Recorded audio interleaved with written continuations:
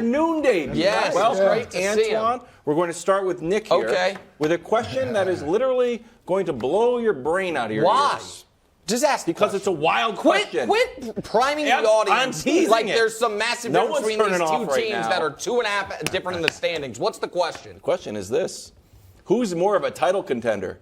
The Lakers, who are below 500, or the Warriors? Okay. Title contenders. Right, mind so this you. is Not very, just very playing. easy. And I want to make it clear because Wild's been trying to prime the audience for 21 minutes like I'm picking the Lakers to win the title or I'm picking the Lakers to make the finals. I am not.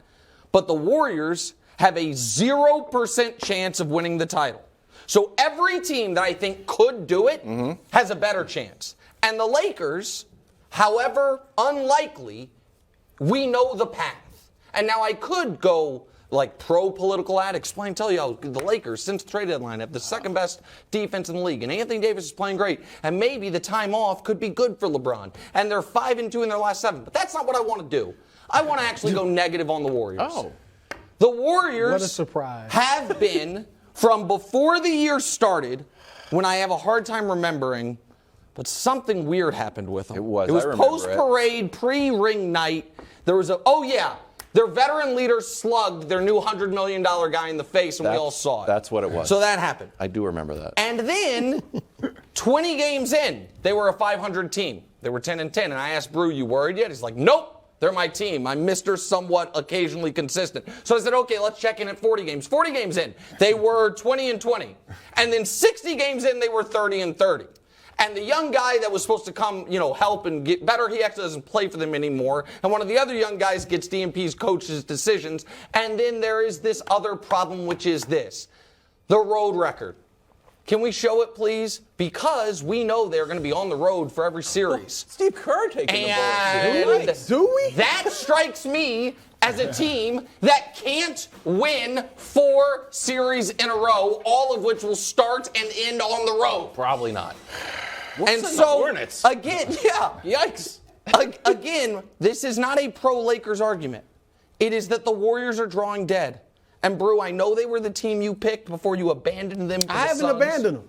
They're my pick. I'm just saying the Phoenix Suns what? should What? win it. I thought we did the last No, time. I'm being objective. Nick is sitting here.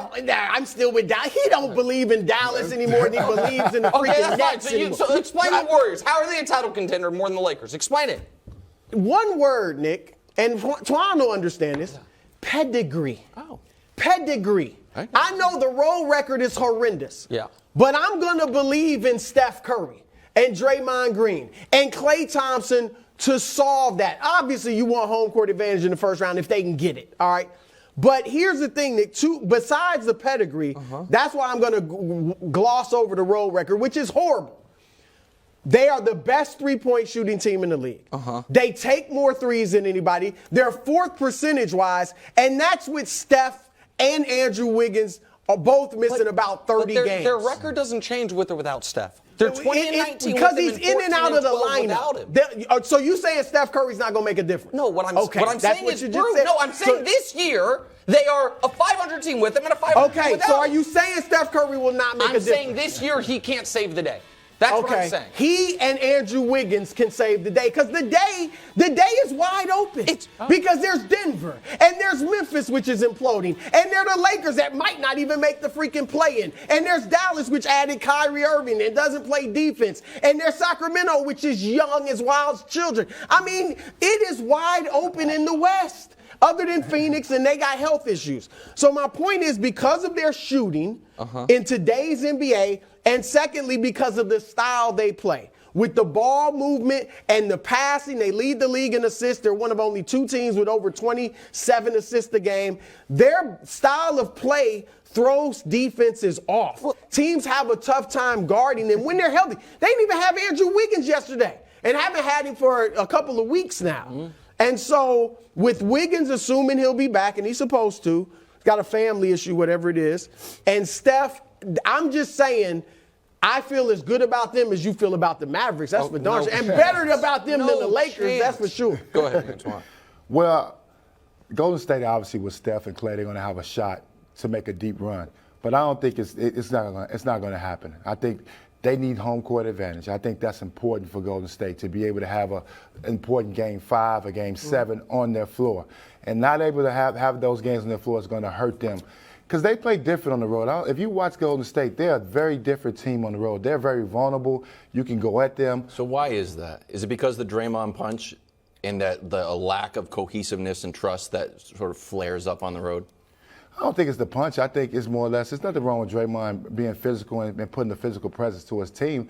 But I just think they play different. When you're a team that shoots a lot of threes, when they don't go in, and you get on the road, and then you got young players that may not respond well to tough road games. That's the difference. They get key minutes. These guys got to show up. Jordan Poole, is he going to show up? Is Kuminga going to show up? These guys got to show up on the road. They show up at home. Can they show up on the road? But here's the question: do they have a better chance than the Lakers? What do you think? And it's totally fair. Assuming the Lakers make the playoffs. No, I mean, we got to assume that. Assuming the Warriors make the playoffs. Oh, stop it. What do you mean? You don't think they could get knocked down to the play-in? You don't think they could? They will be in the postseason. Well, the play-in doesn't count. The Lakers aren't yet even in the postseason. Will they be one of the 8? They will make. I'm saying the Lakers aren't even in the play-in. Well, I understand that, right? The Warriors will at least be in the play-in. Okay. Yes, I'm saying. Finals. I think they'll be a top 6 seed. Okay. You got a team that's looking in the Victor Wembanyama sweepstakes winning it all. No, the Lakers. I know they don't have their pick, but I'm just saying. They're not even in the playoffs. All right, we have to turn our attention to the hottest team in the entire league, the New York Knicks. They won again, this time in double overtime in Boston. Career game for Quickly, who was in for Jalen Brunson. 38 points in a very Tom Thibodeau, 55 minutes of action. Brew, are you ready to say the Knicks are the real deal? And before you do, let's take a trip down memory lane. Take a listen. You trying to nail me? Record this Knicks media and play it back never when I'm proven wrong. This Knicks team is a threat to no one in the playoffs, and in 6 weeks, we'll be talking about, are they going to make the playoffs? Oh, this is such an outrage. Wow, excellent throwback. Did America see the date on that? That was December 21st, which that was wasn't not that long 6 ago. weeks ago. No, it was far longer than. Can we show what the standings were 6 weeks to the day after I said that? The question was, will the Knicks make the playoffs? That was 6 weeks later. And everybody has been all of Knicks media. But you threw it out willy-nilly. That's you fine. meant 6 weeks. You meant 8 weeks. That's you meant exactly 10 Okay, weeks. and what I mean is this right now. And Knicks media and the Knicks fans can get all upset if they'd like. Because right after that clip, they lost 5 in a row, which is why nobody said a mumbling word about it. In order to win a round in the playoffs, we agree they would have to beat either Milwaukee, Boston, Philly, or Cleveland. Correct? Yeah, 4-5 Cleveland. They can't beat any of those teams. Really? Cleveland? Yes, Cleveland. Cleveland, who has the player the Knicks wanted to get and didn't get in Donovan Mitchell. Jalen Brunson. I'm happy for the Knicks that they are once again at their apex of, post-Ewing basketball, which is they're going to be a frisky round 1 team.